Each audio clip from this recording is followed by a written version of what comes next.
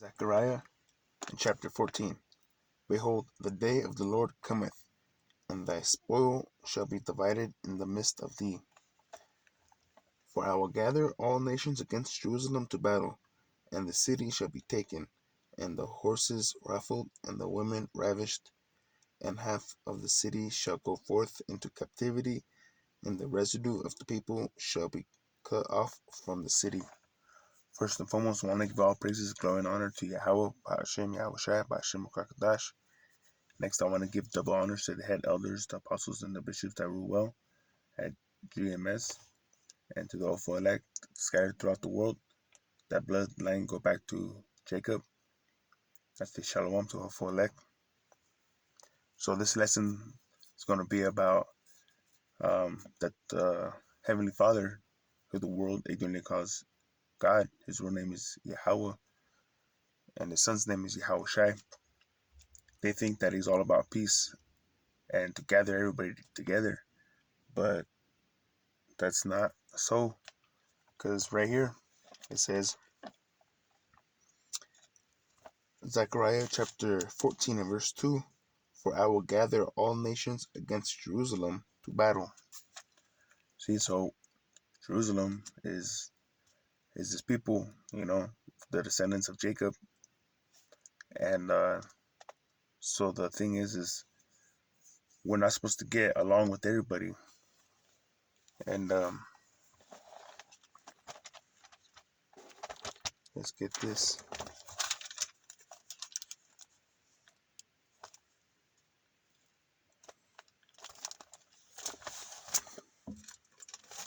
Hold on.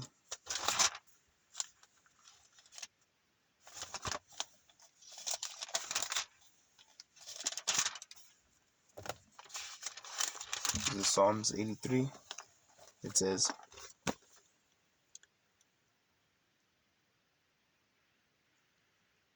says Psalms 83 and 1, keep not thou silence, O power, hold not thy peace, and not. So let's start over. Keep not thou silence, O power, hold not thy peace, and be not still, O power. For lo, thy enemies, so the Lord has enemies, and they make a tumult, and they that hate thee have lifted up the head. And we keep reading chapter 3, or verse 3. They have taken crafty counsel against thy people, and consulted against thy hidden ones. They have said, come and let us cut them off from being a nation, that the name of Israel may be no more in remembrance. For they have consulted together with one consent. They are confederate against thee. So they all joined up, all these people. And it starts off saying who it is. This is verse 6, the tabernacles of Edom, and the Ishmaelites of Moab, and the Hagarenes, Gebal, and Ammon, and Amalek, the Philistines, and the inhabitants of Tyre. Asher is also joined with them. They have hope in the Lot, and the children of Lot. Salah. See, so just gave us a list of the enemies. So why would our power, tell us to join with them? We wouldn't. We're supposed to separate, and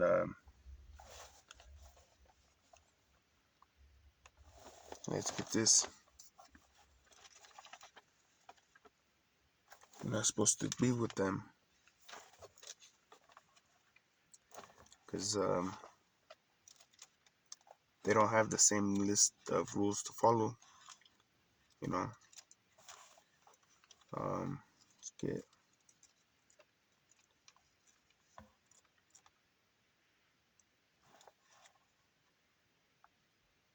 Let's get bear with me. Exodus 23. Get 23.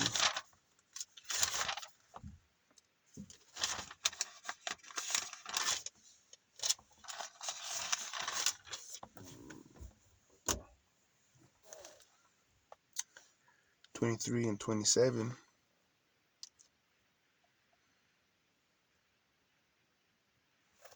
All right.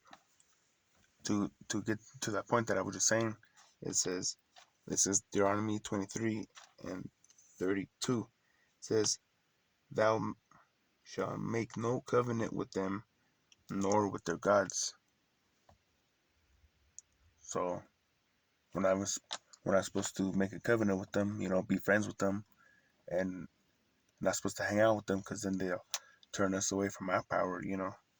That's why it said, thou shalt make no covenant with them, nor their gods. And check this out. Deuteronomy 23 and 27.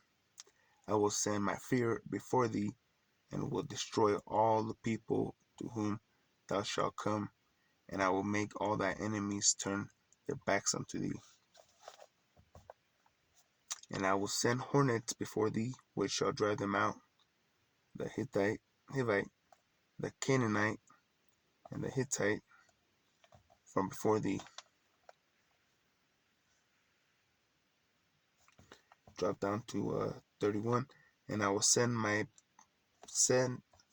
and I will set thy bounds from the Red Sea even unto the sea of the Philistines, and from the desert unto the river. For I will deliver the inhabitants of the land into your hands, and thou shalt drive them out from before thee.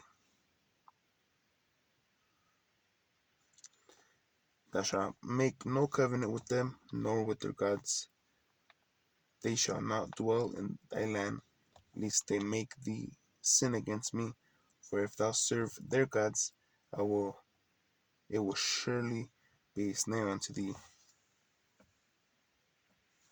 See, so he's giving us the heads up, giving us the rules, and saying that he has our back. Just go in there and wipe them all, kick them out of the land. Don't let them stay there, because they're going to be worshiping their gods, and it's going to be a snare unto you. That's what he's saying. "They shall not dwell in thy land, lest they make thee sin against me. For if thou serve their gods, it will surely be a snare unto thee." See? So Yahweh Hashem Yahushai don't want us to mingle with them. He didn't want everybody to be one. Otherwise, that's how he would have made it.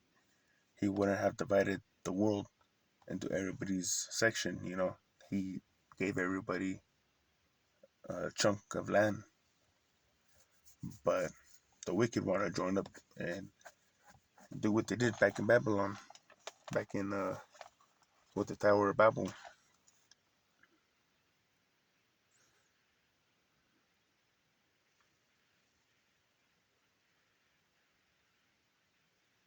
Yeah, let's get it. Genesis 11 and 6.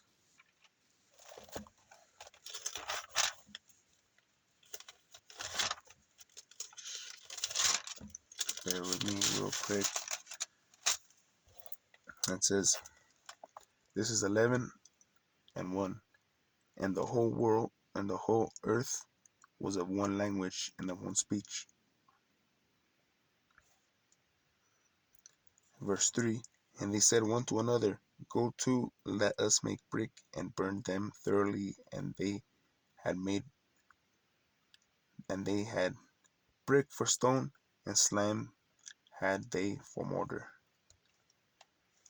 And they said, Go to, let us build us a city in a town, whose top may reach unto heaven, and let us make us a name, lest we be scattered abroad before upon the face of the whole earth."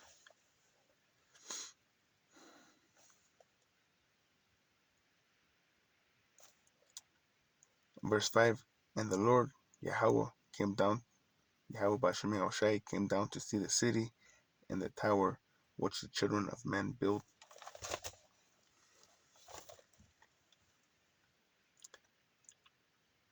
And the Lord Yahweh Ba'Shem Yahushai said, Behold, the people is one, and they have all one language.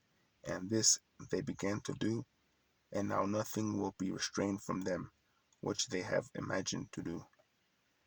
Go to, let us go down and there confound their language, that they may not understand one another's speech. Verse 8. So the Lord scattered them abroad from thence upon the face of all the earth, and they left off to build the city. Therefore is the name of it called Babel, because the Lord did there confound the language of all the earth, and from thence did the Lord scatter them abroad upon the face of the earth. See, so he didn't want everybody to be together, you know, so he scattered them. Otherwise, he would have said, go ahead, do what you want, la da da, have your fun hanging out together. But he didn't. He said, stop what in other words, he stopped what they were doing and he scattered them and gave them a different language so that they couldn't communicate.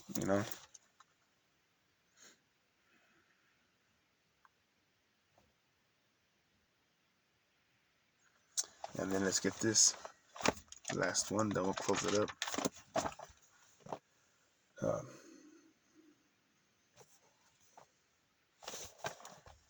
Samuel chapter 15 and 1.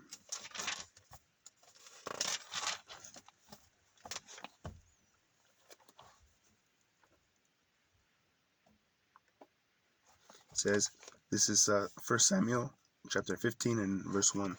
Samuel also said unto Saul, the Lord Yahweh sent me to anoint thee to be king over his people, over Israel. Now therefore hearken thou unto the voice of the words of the Lord.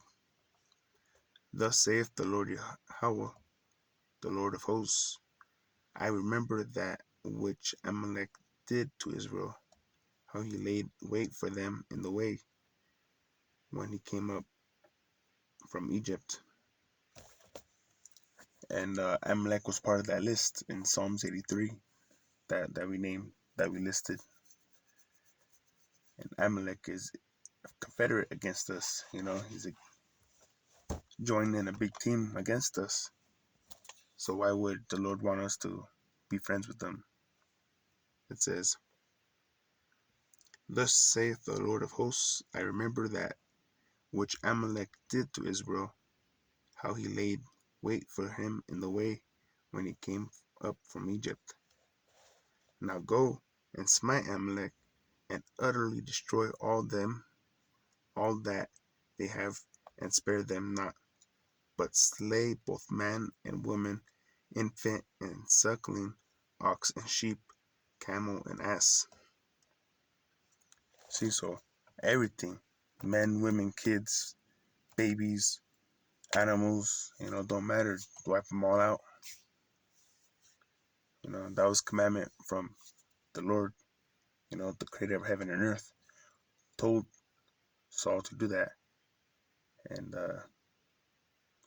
see, so he didn't say, oh, go party with Amalek, they're cool and stuff. And yeah, if they surrender, it's all good. Put them to work. No, he said, don't matter. Kill them all. So, and why? Because he remembered what they did, They were going to show no mercy to the children of Israel. So, they get it too.